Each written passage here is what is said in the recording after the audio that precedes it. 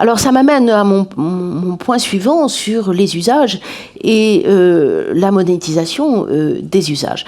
Alors bien entendu, ce qui est intéressant avec le livre numérique, c'est toutes les possibilités qui s'offrent de monétiser, pas uniquement de l'achat à l'unité, mais pourquoi pas des abonnements. Ça peut être des abonnements à des collections, ça peut être aussi de l'achat par partie, pourquoi pas acheter un chapitre, etc. Et ça peut être aussi ces fameux abonnements illimités. Alors en France, on a mis un petit peu un coup d'arrêt à ces abonnements parce que les éditeurs sont très méfiants, parce qu'on sait très bien qu'avec les abonnements illimités qui correspondent, comme je disais tout à l'heure, à des usages montants, en même temps, ces abonnements illimités rapportent très peu d'argent à la chaîne de valeur. Et donc, il y a discussion pour d'autres raisons aussi. Mais ces abonnements illimités, en même temps, ils correspondent à des demandes. C'est-à-dire qu'on est, dans le fond, ce qui est frappant avec le numérique, c'est à quel point on est peu sensible à la question de la propriété. Il y a une rupture avec la notion de propriété, notamment de propriété de l'objet. Et d'ailleurs, c'est pour cela que je fais cette hypothèse d'inversion. C'était où je vois bien comment les gens peuvent commencer par lire numérique, sans rapport à la propriété, et puis dans le fond, pour quelques livres qu'on a envie de garder, bien là, on les achète, même si on les a déjà lus en format numérique, parce qu'on a envie de les conserver en format papier. Mais en tous les cas, le rapport à la propriété est complètement revu, et c'est un point qui me semble tout à fait important.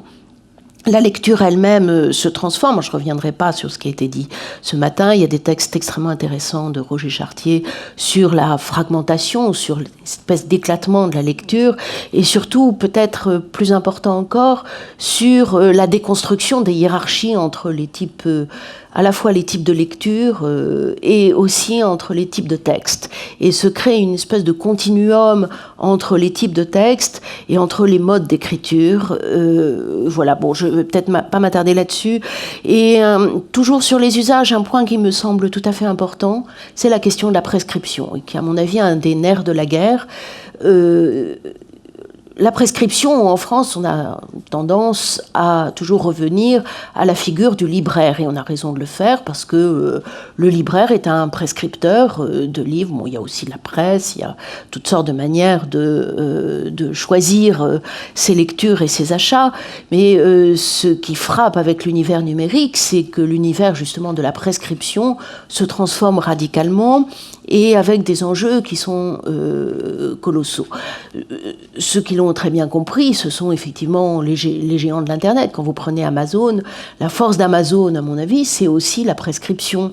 C'est là, en bas, là, quand vous avez, les gens qui ont lu ce livre ont aussi lu ou ont aussi acheté, et vous avez déjà quelques propositions, puis vous en avez d'autres, vous pouvez descendre très loin, et vous allez, au fur et à mesure que vous regardez, descendre dans le fond des catalogues. Et c'est un outil qui est loin d'être négligeable. J'ai écrit un livre récemment sur l'économie du patrimoine, et grâce à Amazon, j'ai découvert des livres dont j'ignorais l'existence. Donc il y a quand même une force de cette manière de nous indiquer des livres. Alors c'est vrai, par ailleurs, qu'on découvre difficilement de nouveaux livres. C'est-à-dire que si vous savez à peu près ce que vous cherchez, vous le trouvez, où vous allez trouver par des liens successifs d'autres éléments qui sont liés au premier, mais c'est pas Amazon qui va lancer un premier roman, par exemple. Donc là, ça pose beaucoup de questions, et se sont développés à côté d'Amazon des clubs de lecture. Il y en a beaucoup, et d'ailleurs Amazon a bien compris l'intérêt des clubs de lecture, on a racheté un des plus gros qui s'appelle Goodreads, mais il y en a beaucoup d'autres, et vous pouvez avoir des clubs de lecture ou des sites de lecture ou des sites d'échange d'informations sur les lectures qui sont extrêmement riches dans leurs propositions et qui vont permettre aussi une ouverture sur ces phénomènes qui ont été mis en avant. Bon, j'ai essayé de les mesurer avec d'autres chercheurs, on pourra en discuter, ce qu'on appelle les phénomènes de longue traîne, c'est-à-dire où le numérique vous permet de plonger dans la profondeur des catalogues. Dans le fond, pourquoi ?